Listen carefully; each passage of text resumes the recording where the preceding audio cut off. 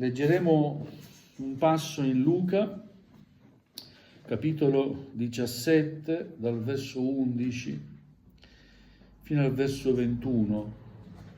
Luca, capitolo 17, dal verso 11 fino al verso 21.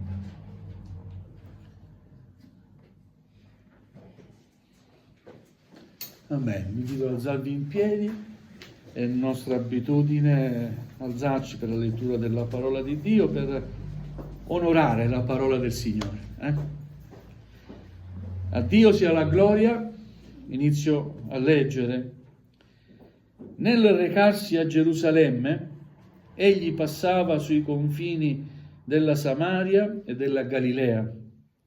Come entrava in un certo villaggio, gli vennero incontro 10 uomini lebbrosi, i quali, fermatisi a distanza, alzarono la voce dicendo: Gesù, Maestro, abbi pietà di noi.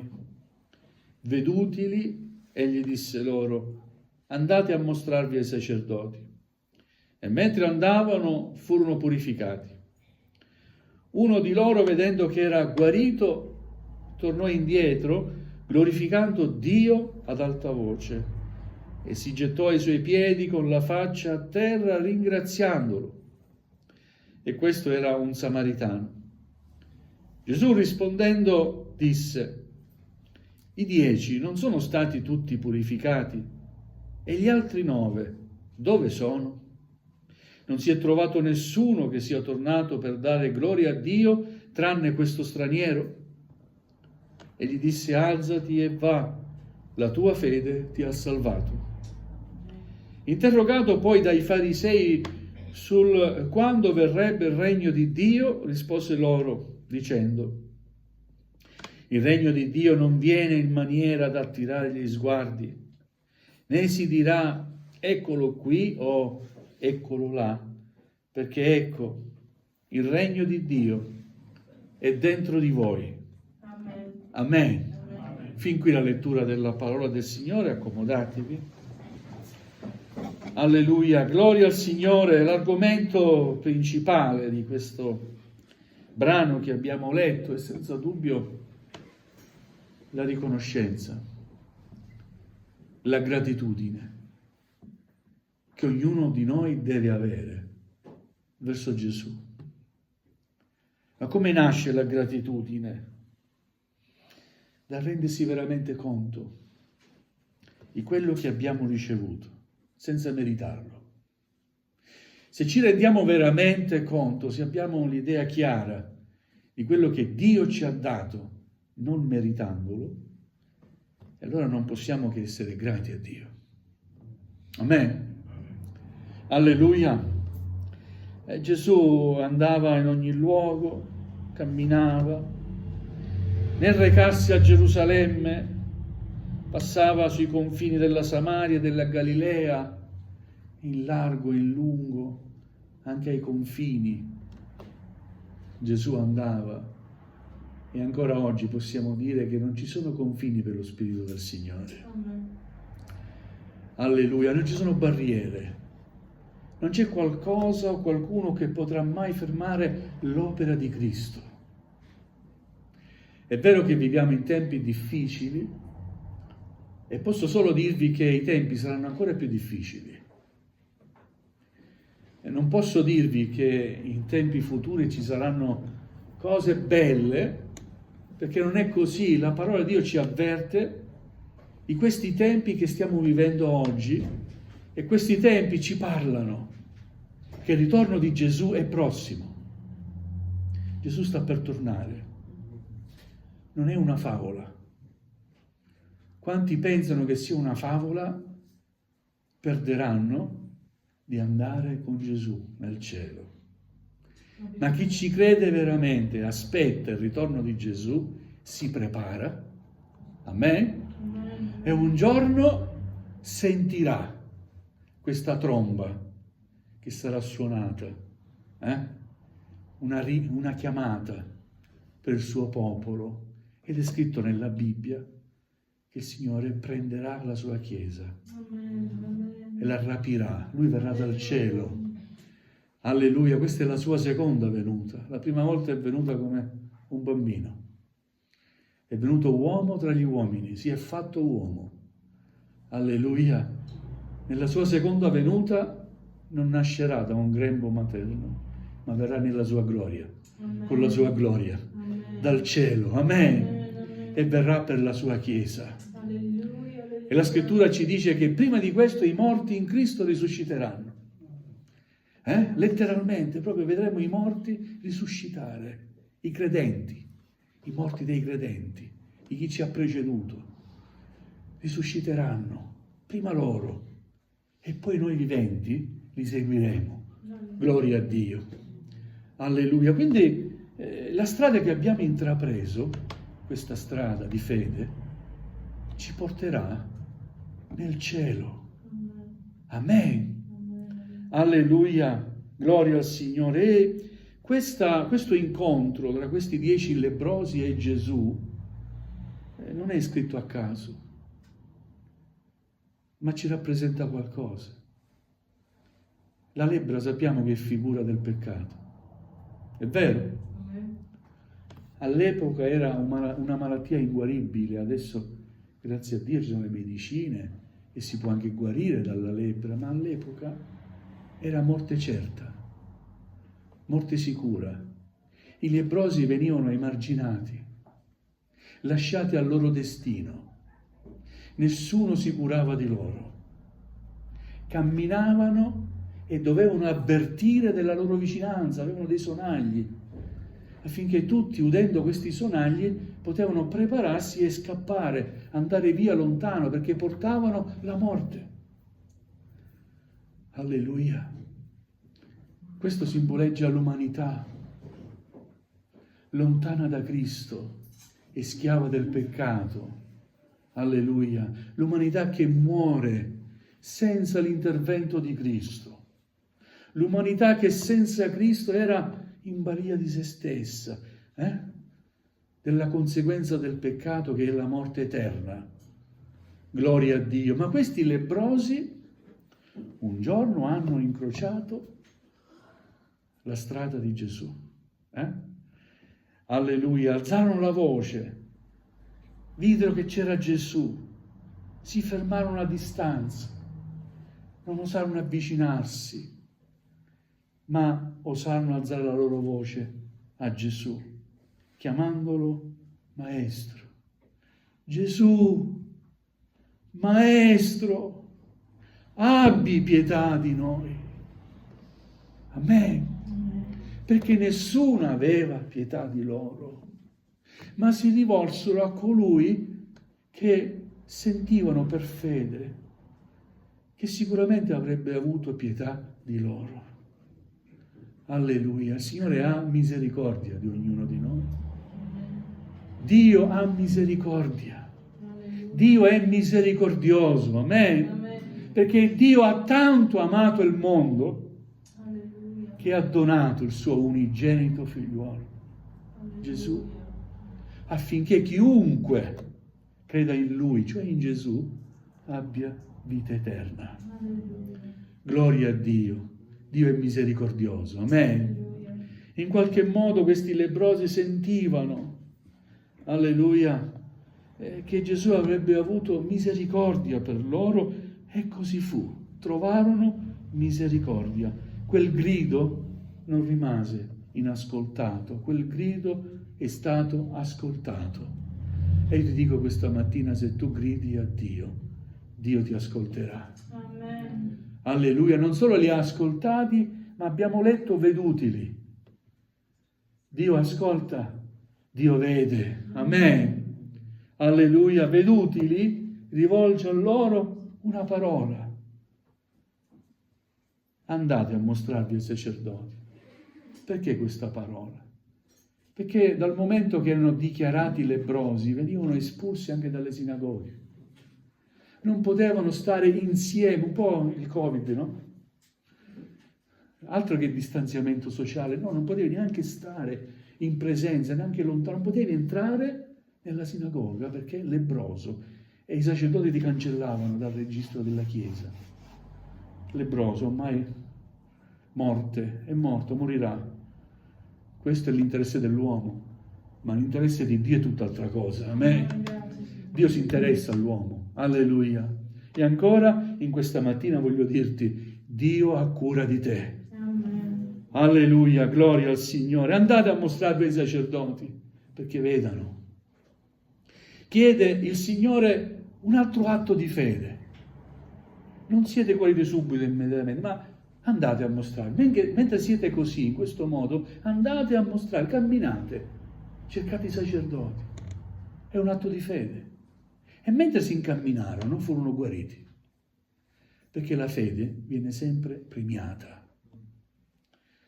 E io ti dico, in qualche richiesta che tu possa fare al Signore, abbi fede. Amen. Amen, perché Dio premia la fede. Chi si accosta a Dio deve credere che Egli è. Amen. E che è il rimuneratore di quanti lo cercano. Alleluia. Amen. Amen. Noi ci rivolgiamo a Dio perché crediamo che Lui è Dio. Amen. Amen. Alleluia. Andate a mostrarvi ai sacerdoti. Il miracolo avviene mentre andavano. Vedete? Gesù chiede fede. Questi ammalati, questi lebbrosi, mostrano fede e leggiamo, mentre andavano, furono guariti. Gloria a Dio, amen? Mentre andavano, furono guariti, non erano ancora giunti a mostrarsi dai sacerdoti, ma mentre andavano furono guariti. E poi la scrittura ci dice che uno di loro su 10, uno solo, vedendo che era guarito, sentì il bisogno, la necessità di tornare indietro per cercare Gesù, ritornare da Gesù, per ringraziarlo e per glorificare il suo nome. Uno solo su 10. E la scrittura ci dice che questo uno solo non era neanche ebreo, era un samaritano, quindi un nemico, tra virgolette, no? Degli ebrei. Eppure sentì il bisogno di tornare indietro perché era stato guarito e voleva glorificare Gesù. Alleluia. Qui voglio soffermarmi. Come detto in introduzione nel culto, alla base deve esserci il desiderio, la riconoscenza. Amen. Amen. Alleluia. Quando io ho compreso quello che Gesù aveva fatto per me, la mia richiesta al Signore è stata: Signore, cosa posso fare io per te? E io credo che questa cosa deve nascere spontanea, ma non perché tutti dobbiamo, come dire, ambire ad essere pastori o ad essere predicatori. No, tutti dobbiamo ambire invece a servire il Signore, per ringraziarlo e per glorificare. Amen. Amen. Poi sarà Lui a stabilire alcuni come dottori, apostoli, evangelisti, dando i ministeri per la Chiesa. Ma alla base ci deve essere una gratitudine. Amen? Alleluia. Io dico sempre, fino ad ora, dopo tanti anni, Signore, grazie per quello che hai fatto nella mia vita. Amen. Perché anch'io ero destinato a morte eterna, ad una separazione eterna, non solo fisica, ma anche spirituale. Alleluia, perché il peccato era nella mia vita. Anche se ero nato in una famiglia cristiana, alleluia, la salvezza non si eredita. Non posso trasmettere la salvezza che ho ricevuto io ai miei figli. Posso insegnare ai miei figli, dando una buona testimonianza, con la mia vita e col mio servizio, la parola di Dio e chi è Gesù. Ma la scelta è qualcosa di personale. Amen. Amen. Alleluia.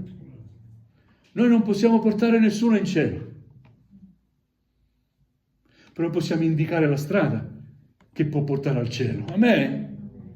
Alleluia. E questo noi vogliamo fare. Alleluia. Alleluia. Dopo tanti anni sento ancora il bisogno di dire grazie Signore. Cosa posso fare ancora per te, Signore? Alleluia.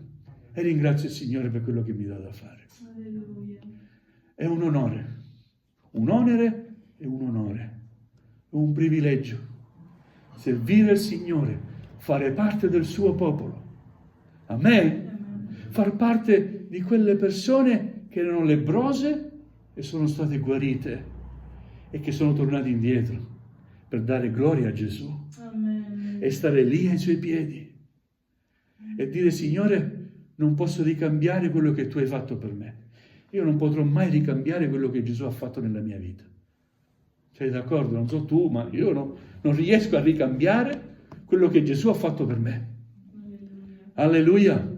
E quindi quello che il Signore mi dà da fare è in qualche modo quello a cui sono chiamato. Amen. Perché ho riconosciuto quello che ha fatto Lui per me. Quell'uno che è tornato indietro, a differenza di quei 9, ha rivisto con i propri occhi quello che era prima e quello che è diventato. Alleluia. Nessuno ha potuto fare qualcosa per lui. Solo Gesù. Amen. Io ti dico, nessuno potrà mai fare qualcosa per te. Sarai sempre affamato e avrai sempre sete, spiritualmente parlando, se non vai a Gesù. Amen. Ti sentirai sempre insoddisfatto e insoddisfatta se non vai a Gesù.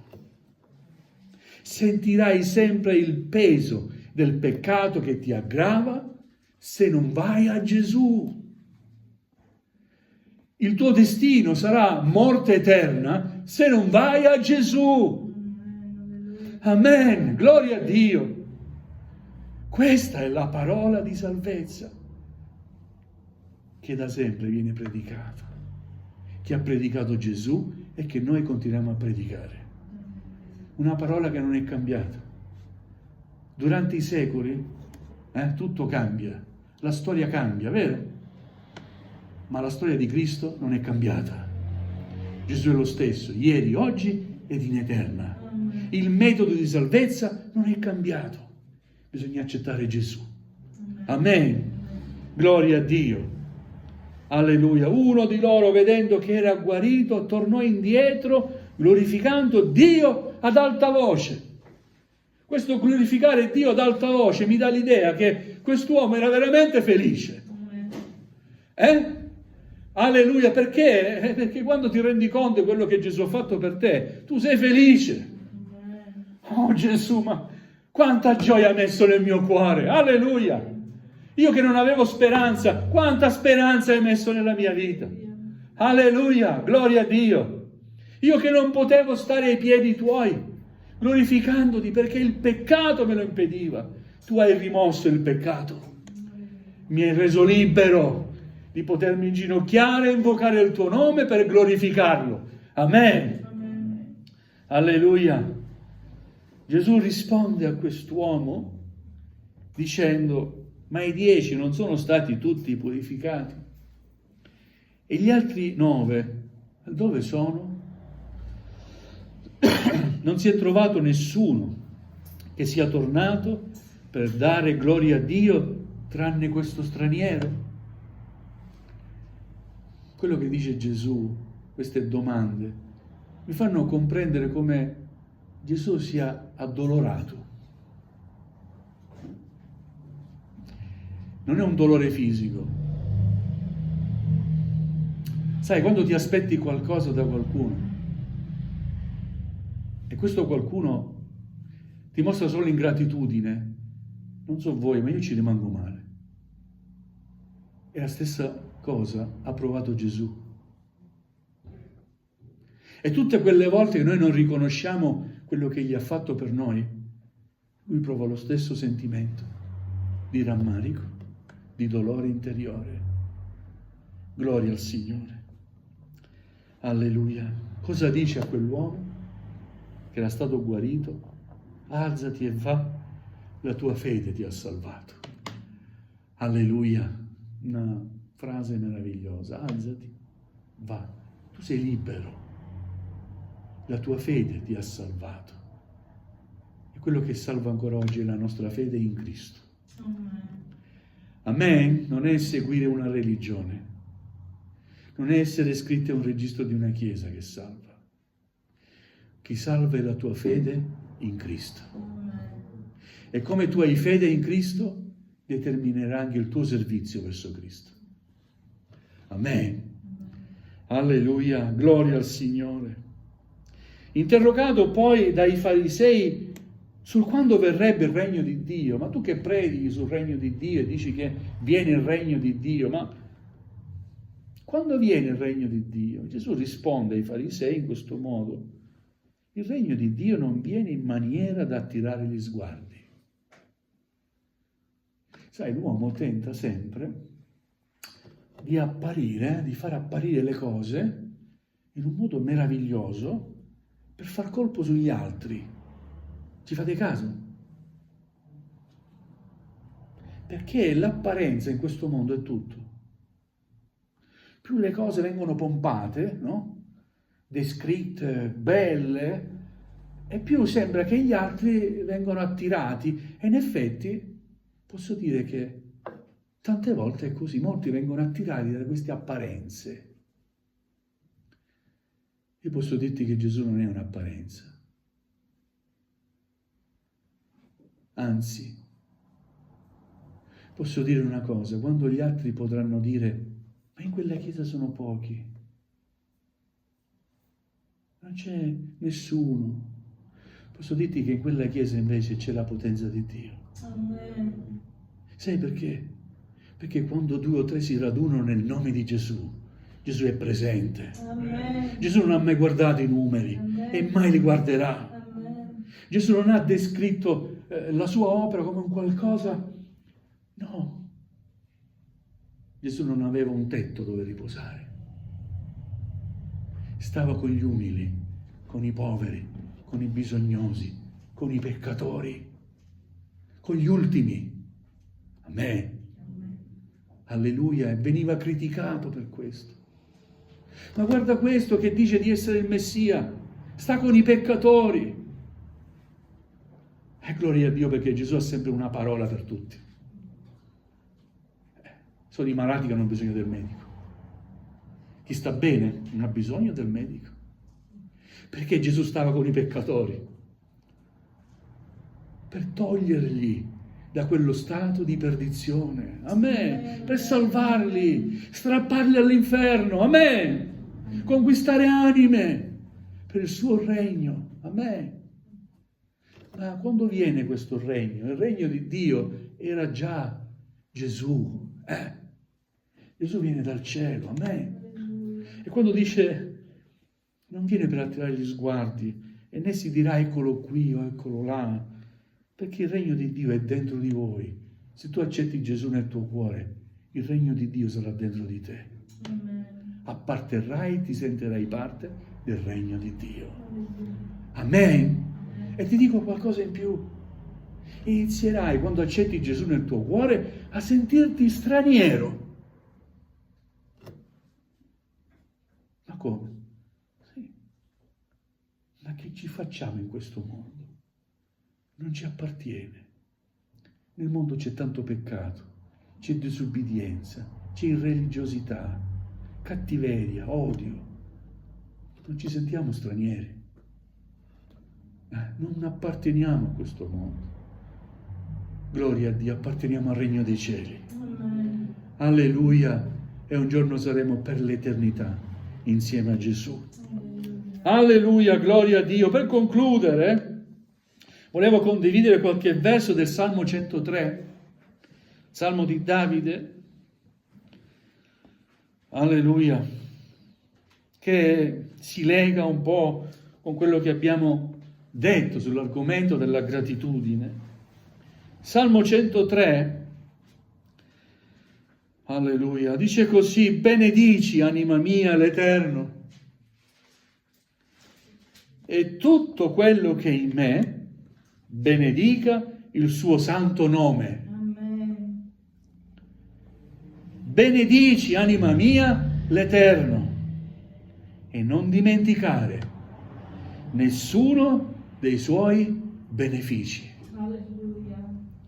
Amen? Amen.